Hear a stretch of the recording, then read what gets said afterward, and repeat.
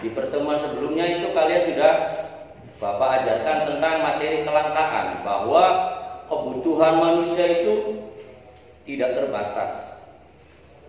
Pengen ini, pengen itu, gitu kan ya. Sedangkan alat pemenuh kebutuhannya, katakanlah gajinya, pendapatan kalian itu atau pendapatan orang masyarakat atau kalian lah nanti di kemudian hari kalau setelah sudah bekerja atau sekarang pun kalian tetap walaupun belum bekerja, walaupun masih sekolah, kebutuhan itu sangat banyak.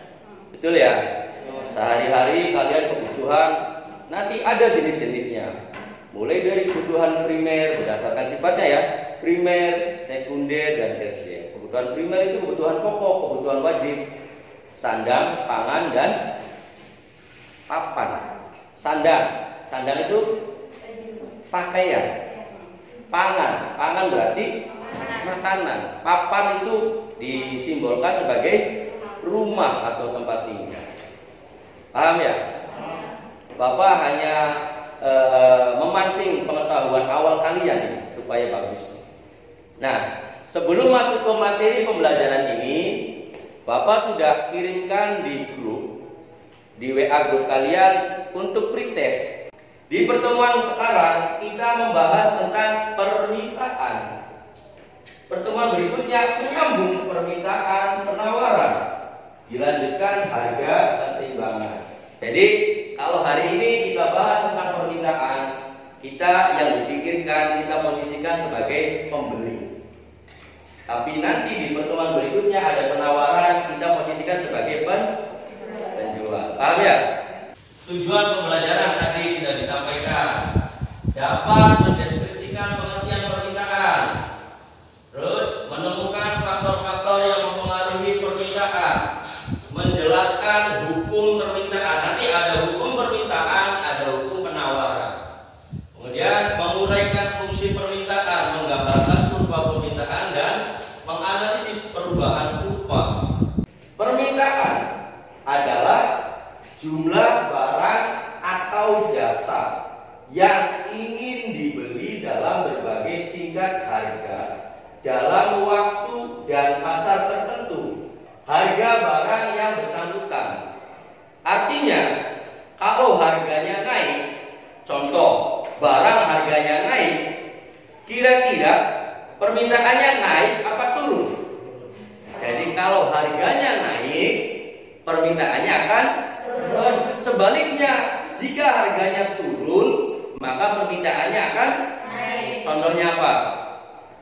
Contohnya pakaian diskonan di swalaya, di supermarket. Kalau barang harga dikasih diskon itu tambah mahal apa tambah murah? Murah. Kalau harganya turun, kalau murah kan berarti harganya turun. Permintaannya naik apa turun?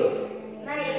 Permintaannya akan naik. Apalagi diskonnya besar-besaran, itu akan berbondong-bondong. Permintaan dari pembelinya itu tambah banyak. Jadi permintaannya akan naik. Paham sampai sini?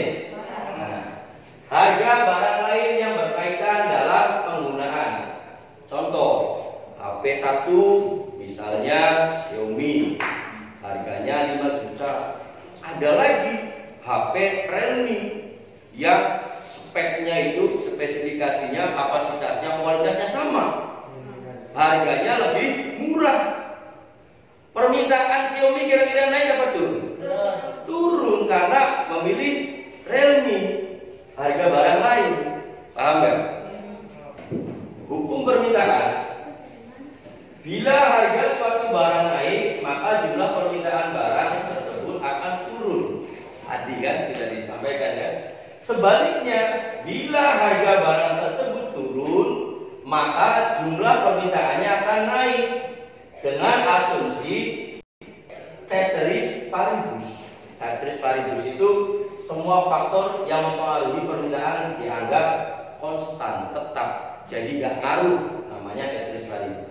Kurva permintaan merupakan kurva yang menunjukkan hubungan antara tingkat harga dengan jumlah barang yang diminta.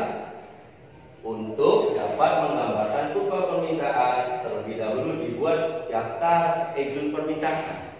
Jadi nanti ada contohnya di video ya. Ini contoh kasus.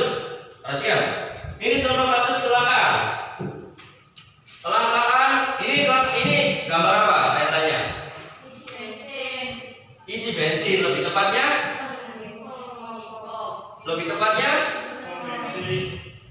Ini lebih tepatnya orang yang sedang mengantri panjang BBM atau bensin. Kalau ini sama, mau bensin juga. Tuh, lihat. Kalau ini antriannya motor sama orang. Kalau ini karena orang sama motornya capek diganti bensin. Sama intinya sih kelangkaan karena jumlah bensinnya itu berkurang, mengalami keterlambatan atau kelangkaan. Ini isi ulang gas 3 kg. Ini sering terjadi. Kita membahas tentang permintaan, maka posisikan diri kita sebagai seorang pembeli. Nah, ada sebuah ilustrasi.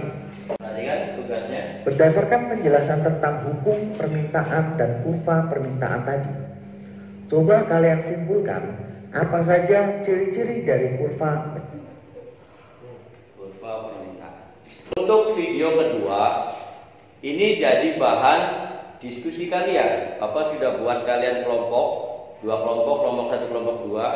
Tadi sudah dijelaskan juga kasus 1, kelompok 1. Diskusikan hasilnya, nanti perwakilan dari kelompok kalian akan mempresentasikan. Setelah melihat video, nanti Bapak kasih waktu kalian diskusi 5 menit. Itu harus sudah dapat hasil kesimpulan diskusinya, nanti dipresentasikan. Pemirsa, pasca perayaan Hari Raya Idul Fitri, kasus COVID-19 semakin tinggi di tanah air, salah satunya di wilayah DKI Jakarta. Segala kebutuhan medis pun meningkat, salah satunya yang terlihat di Pasar Pramuka Matraman, Jakarta Timur mengalami kenaikan daya beli masyarakat sebanyak 40 hingga 50%. Pada bulan Ramadan, terlebih nanti mendekati Hari Raya Idul Fitri, permintaan akan kebutuhan pokok mengalami kenaikan. Hal ini sering dimanfaatkan oleh beberapa pihak untuk mengeruk keuntungan sebanyak-banyaknya.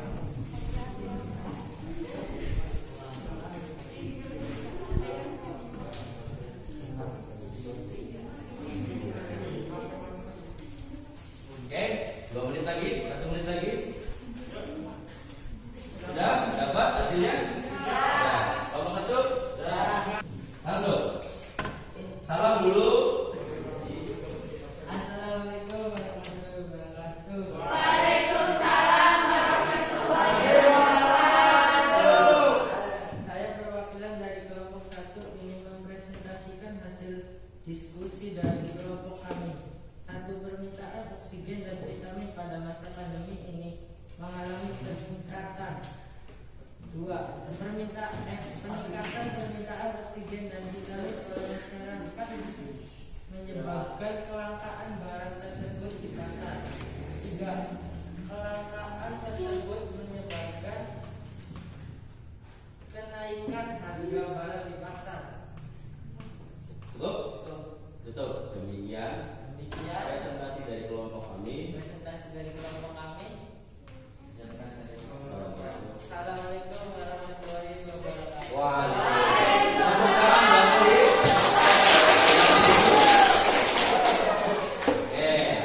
Kita tanggapi dulu ya. Jadi hasil diskusi, kesimpulan dari kelompok 1 tentang kasus 1 itu, yang kelompok 2 juga melihat kasusnya bagaimana. Menurut Bapak sudah benar menyimpulkannya. Jadi di contoh kasus 1 itu ada permintaan yang naik. Permintaan akan apa? Permintaan akan oksigen dan vitamin. Ini terkait yang kondisi yang sekarang yang sedang terjadi.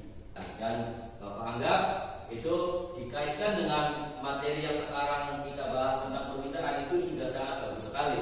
Setuju ya kelompok 2 ya? Sekarang giliran perwakilan dari kelompok 2 untuk mempresentasikan hasil diskusinya. Silakan. Siapa? Oke. Seperti biasa dibuka dengan salam dulu, kemudian silakan sampaikan hasil diskusinya. Assalamualaikum warahmatullahi wabarakatuh. Saya perwakilan dari kelompok 2 ingin mempresentasikan hasil diskusi dari kelompok kami. 1. Permintaan bahan pokok menjelang lebaran mengalami kenaikan. 2. Meningkatnya permintaan dikarenakan konsumen ingin memenuhi kebutuhan. 3. Kondisi demikian dapat menaikkan harga bahan pokok di pasar. Demikian, terima kasih. Assalamualaikum warahmatullahi wabarakatuh. Waalaikumsalam. Oke. Hari ini Bapak sangat bangga sama kalian. Kalian sudah bisa membuat diskusi yang baik. Setelah membuat diskusi yang baik atau melakukan diskusi yang baik, ada perwakilan kelompok yang mempresentasikan dan hasilnya juga baik. Artinya tepat sasaran. Apa yang Bapak harapkan untuk pembelajaran kali ini kalian sudah memahami. Nah, setelah hasil diskusi kelompok kalian bisa disimpulkan dari materi kita hari ini bahwa permintaan itu adalah jumlah barang atau jasa yang diminta oleh konsumen atau pembeli. Nah, dengan faktor-faktornya yang tadi sudah dijelaskan, dengan contoh kasusnya, kasus yang pertama tentang permintaan naik terhadap barang apa tadi? Oksigen dan vitamin. Kasus kedua, permintaan naik bahan pokok. Kalau bahan pokok ini sebelum masa pandemi juga setiap tahun. Setelah hasil diskusi kelompok kalian bisa disimpulkan dari materi kita hari ini bahwa permintaan itu adalah jumlah barang atau jasa yang diminta oleh konsumen atau pembeli. Nah, dengan faktor-faktornya yang tadi sudah dijelaskan, dengan contoh kasusnya, kasus yang pertama tentang permintaan naik terhadap barang apa tadi?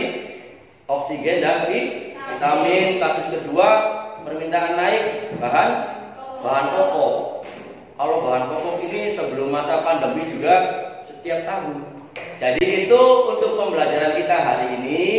Di pertemuan berikutnya kita bahas tentang penawaran tadi. Di peta konsep kita bahas setelah permintaan, kita bahas tentang penawaran. Permintaan dari pembeli kita posisikan sebagai pembeli, konsumen.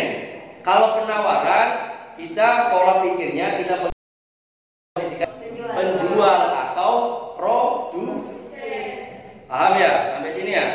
Oke, menutup pembelajaran kali ini silakan pimpin doa untuk mengakhiri pembelajaran. Damanduri pimpin doa silakan. Mengakhiri pembelajaran lainnya berdoa di dalam hati mulai. Berdoa selesai. Terima kasih. Untuk hari ini kalian coba baca-baca lagi materi untuk penawaran di rumah sambil tugas yang tadi.